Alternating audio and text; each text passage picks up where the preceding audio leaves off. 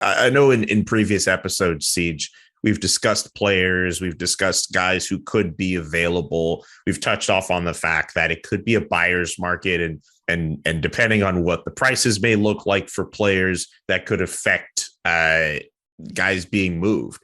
But one aspect of this that we haven't really touched on yet is teams available cap space and teams who may want to get to the floor and maybe looked at as a third trading partner to accommodate certain salaries. One guy I'm thinking of in particular is Ron Francis with the Seattle Kraken, who spoke to our boy Pierre LeBrun and said that, hey, if the offer's right, he'd be willing to use some of his cap space to help facilitate some deals and taking on some other contracts.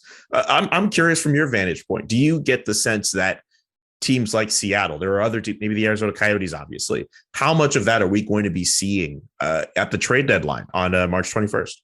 Well, when we're talking about any of the big ticket players that might move, if it's Claude Giroux or, anyone with a price tag, 7-8 million moving to a contender, I mean, it's going to be an essential part of it because, the rules only allow a team that's making a trade to retain half of a player's salary and cap hit. And in some cases, you're going to need double retention, meaning you're going to filter them through a Seattle so that if it's Philadelphia in this case, just to highlight the example, they keep back, $4 million of Claude Giroux's cap hit, trade him to Seattle. Seattle keeps back the next half, which is $2 million. And then the acquiring team, only has Claude Giroux at a $2 million cap hit. I mean, that's going to be essential. And I look at, in addition to Seattle, which Ron Francis has made clear that they're willing to do this. I think Buffalo is a team that we could see either taking on contracts or being sort of a third-party broker, as we'll call them, to retain double retention on a trade. Arizona's done a fair amount of this. I mean, in the offseason, they took on contracts that teams wanted rid of, whether it's Andrew Ladd or Antoine Roussel, Louis Eriksson. I mean, they kind of did that. I mean, even in the deal with the Maple Leafs, it's turned out actually in the short term here, Nick Ritchie's been quite productive for the Arizona Coyotes, but that deal was partly motivated by the Leafs wanting to find Nick Ritchie an NHL home after, it didn't work out for him in Toronto, but they also needed some to free of his cap space.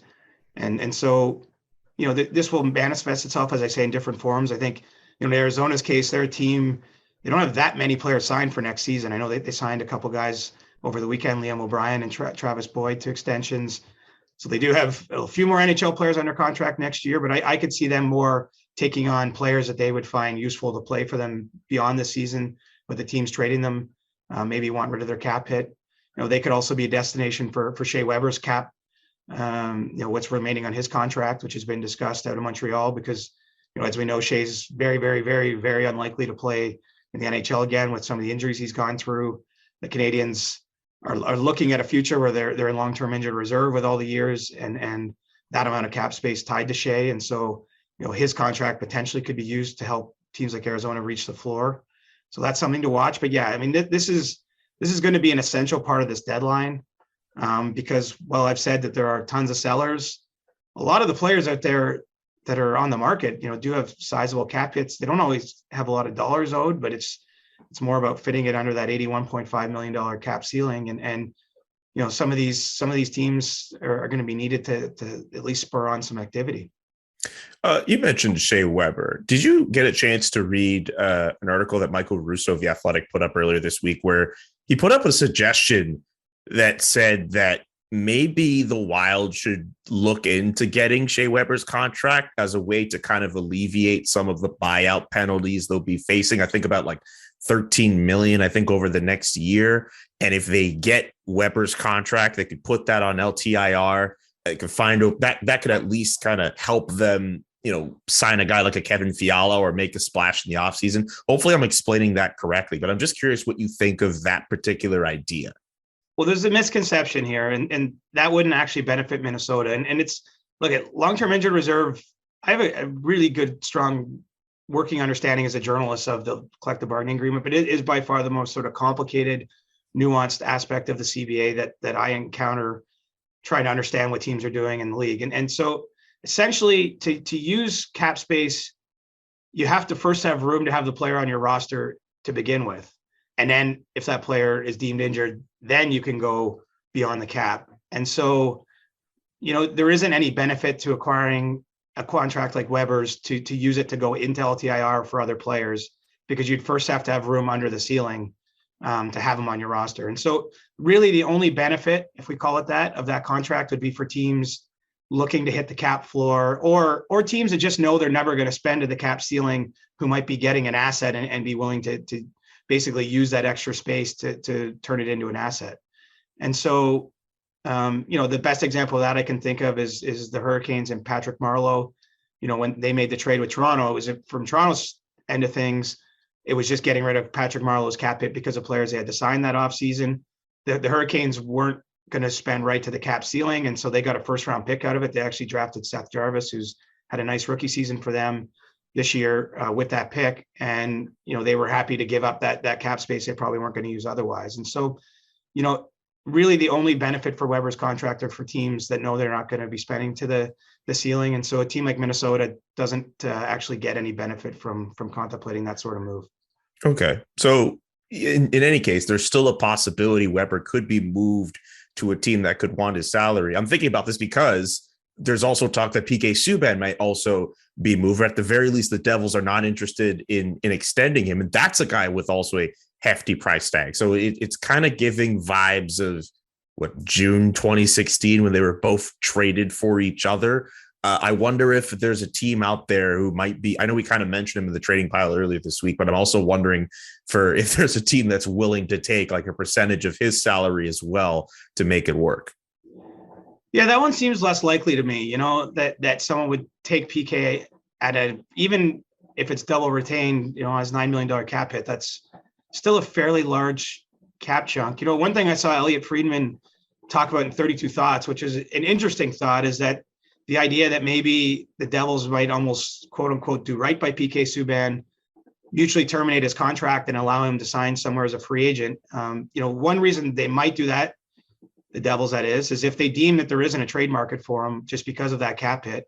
The actual amount of money owed to PK Subban this year is very low. I believe it's $2 million in actual dollars. And so he might be willing to accept that maneuver because, he could have his contract terminated. Obviously, that means he doesn't get paid the rest of what he's owed of that $2 million this season, but he can then go sign with someone else, earn back some of that money and sort of pick a destination. I don't know how likely that is to happen, but, I saw we should hat tip Elliot Friedman because it's an interesting idea. It actually happened a little bit with Zach Bogosian in the 2019-20 season. Him and Buffalo were at an end where there was no way for him to be traded at his cap hit in that point in time.